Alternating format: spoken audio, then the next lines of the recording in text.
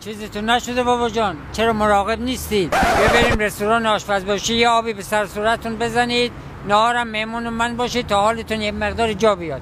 بفرمایید. آقا راضی به زحمت نبودیم، این همه غذا سفارش دادی کلی پولش میشه. نه بابا، این سینی اقتصادی 4 نفره رو گرفتن 299 تومن. ایول 4 نفر آدم این غذا رو بخورن میشه نفری 74-5000 تومن. آره بابا، کلا سینیای اقتصادی رستوران آشپزباشی تو مشهد لنگه نداره. حاجی داری تبلیغ میکنی؟ نه بابا، تو فیلمنامه بود. تا شما غذاتون رو میخوری من برم حساب کنم برگردم. سجاد میگم هنوزم آدمای خوبی پیدا میشن من میگم بیا ما هم دیگه دزدی نکنیم، مثل آدم زندگی کنیم ها. خسته نباشید، این فاکتور غذاتون، اینم فاکتور عروسی مامانتون.